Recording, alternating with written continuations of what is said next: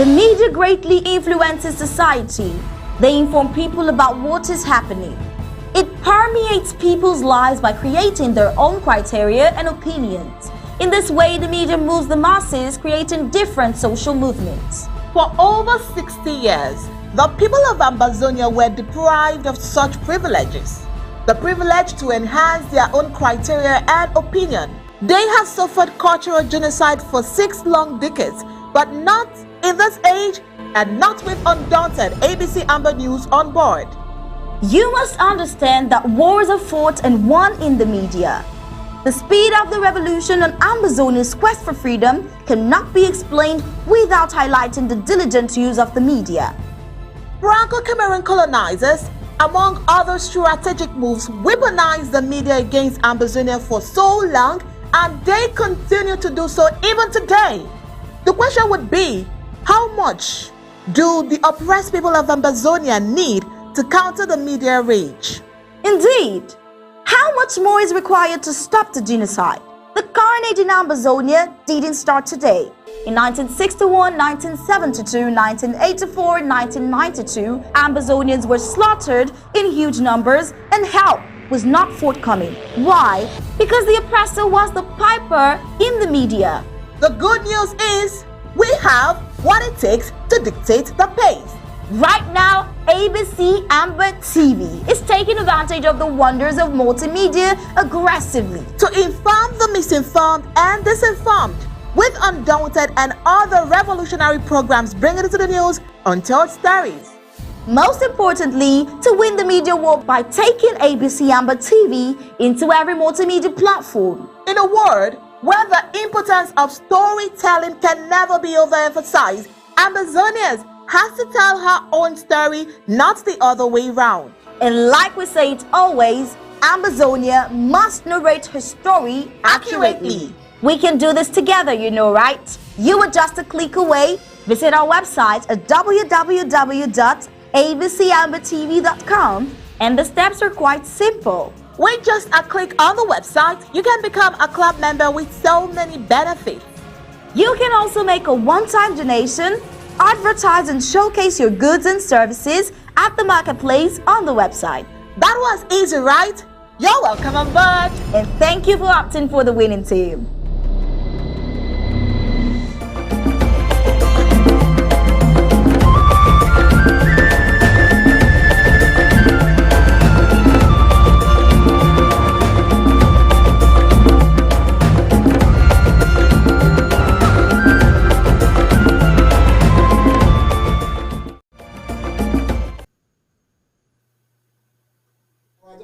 I don't think you got all of my input. All right, and our esteemed viewers, we sincerely apologize for that break impersonation. Before I can't imagine. At what point did you lose me?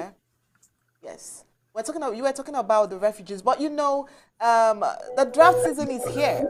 We'll definitely get back to the refugee story report and debate, because I mean there's a whole lot we should and we can talk about. I mean, we still have those of them in Nigeria still struggling to register. So on a very good day, we'll definitely revisit this particular topic. But for now, you know, the draft season is closed. It's close by, and we need to re-strategize to ensure that everyone drafts properly.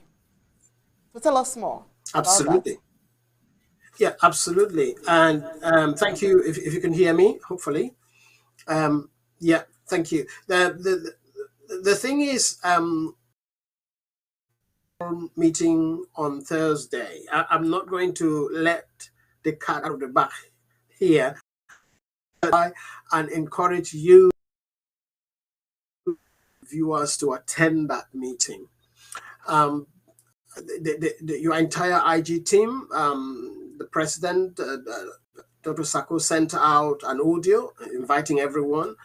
And one person played a clip where one of the Amazonians with a very large mouth was arguing that the launch amount of $445,000 that we did a couple of weeks back wasn't right, because his argument is that on Facebook there was 100 persons, and on Zoom there were 85, and so you cannot then raise $445,000. And one of the things I'm going to tell Ambazonians is choose who you listen to. Okay. What that large mouth Amazonian forgets is there's strategies in every successful business. Okay. We are not going to raise funds by gambling the way one or two other persons gamble. You go and sit on your studio and you say, oh, support this for to pay rents next week. No, this IG has a strategy. Okay, we don't raise funds on TV. We come to TV to read the scores. We read those people who have already donated. So for those people who listen to those large mouth people, tell them before we came to ABC, we were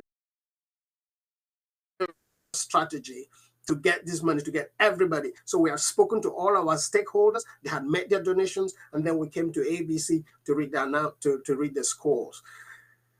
If that doesn't convince them, please invite them to come on Thursday. We will still be putting a few markers during our meeting with IG to see how we can, because there are many more Amazonians who are willing to support this movement now who haven't got the opportunity. But we want to get everybody on board on Thursday, get what suggestions they're making, how we can make this better, and we can get as many Amazonians drafting as possible. Because as we say, we want this draft to be the very last one. We don't want to do this again. And if you want to be a history maker, get your name on the books. All right. Contact your LGH Yes, to thank get you very registered. much. If you want to be a history maker, get your name on the books. Nijo, let me ask. I remember when we were trying to clarify some of the financial issues relating to draft, we asked if those that had not redeemed their pledges from the last draft, if they could be able to draft this time around, and of course you responded in the affirmative. Now, those that drafted in the last one and they have not redeemed their pledges, is there a time frame? Are they supposed to redeem their pledges before the next draft?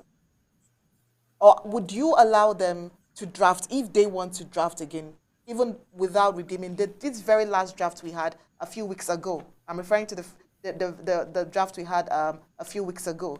Should they be allowed to draft again? And is there a date for them to redeem their pledges? Right. It's quite a cobweb of questions you've asked them. I'll try and split them. Okay. So first thing is, you want, on behalf of your viewers, to find out what happens to those Ambazonians who drafted last year, 2021, and did not complete. Is that correct? No, please. I was No. just making clarifications that we said we're not going to bother them again if they can't redeem their last draft and they want to draft this time. Now, that was cleared. I was just taking us back. Now, this time around, we drafted a few weeks ago, right? Now, we are going to draft again come July. I'm asking, those that haven't redeemed their pledges from the draft we had, are they expected to redeem their pledges before this next draft? Oh, absolutely. The draft you're talking about was the leadership draft. When we launched the draft, that's a leadership draft. That is, all those people who are the executive members in their LGAs, their counties, those who are Secretary of States, those who are in the cabinet, those are those people who drafted, and they have a deadline of the 30th of June this month to complete that. That is the deadline. So before we move into going to counties, so I am from Mezam. Before the draft goes to draft, people in Mezam who are not executive members of the county or the LGA, those of us who are in cabinet, who are leaders, must have drafted and paid. But then we would encourage other supporters from Mezam to come and support the draft. So every leader should have paid by end of June. I hope that answers the question. Clearly. So 30th Thank you. of June And the next one, I think there was another one. 30th of June is the day they have to clear out and redeem their pledges. That's what we wanted to emphasize on, so that while Right. they listen, they know they must redeem their pledges by the 30th of June. Thank you so And much for that will that be one of the clarification. markers. Yeah, that will be one of the markers at Thursday's town hall meeting, because again, these are all leaders, these are all executive members. So we want them to know that this is one of the expectations. Please, please, ambassadors, don't get me wrong. These leaders, these executive members, these cabinet members are not any different from any other Ambazonian. The only difference is they are putting a bit more of their time to get this movement going. So it's an additional burden for them, for us, to be required to do all of what we're doing. And when it comes to draft, we draft and pay before everybody else.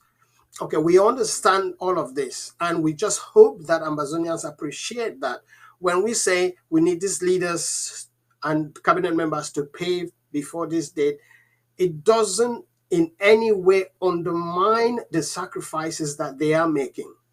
They don't have any extra income because they are Secretary of State. They don't have any income because they're county chairs. They are like any other Ambazonians, but there's the additional sacrifice that they're making as leaders. And one of our catchphrases is we want our leaders to lead by example. And Amazonians appreciate all of what these leaders are doing. Please, please frown on a leader, on your LGA chair or your treasurer or somebody problems and will not be able to complete that payment by 30th of June. We are all human, but the expectations are there. We should not take it as a challenge to or some form of ridicule if somebody doesn't meet up on that date. It's just a marker, and we know we need to be flexible and just bear in mind that these people are already sacrificing a lot, and we're asking just a lot more from them. And please, we do appreciate all of their sacrifices. Thank you. All right. All right. So you have a question. No, I think we should just move on with the news. All right, thank you, Nijo. Thank you so much for always making yourself available, and also for Barrister Timothy Mbisha. Please still stand by. We'll definitely come back to you.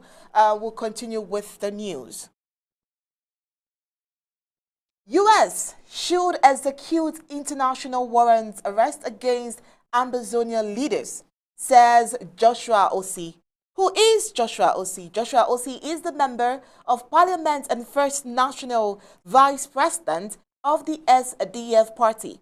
Honorable Joshua Osi reiterated the Parliament's position concerning leaders of armed groups operating in Ambazonia, what he would preferably call the Northwest and Southwest region.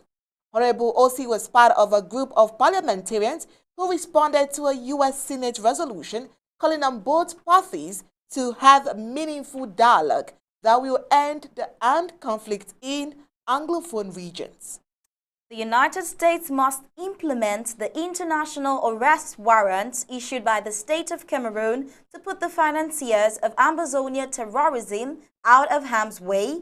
This is the role of the parliament and the parliamentarian who represents the sovereignty of our country. So he says. On August 10, 2009, the National Executive Committee, NEC, meeting of the Social Democratic Front, SDF party, said that President Paul Biya's declaration of war on Anglophone separatists has led to indiscriminate killings, mass destruction,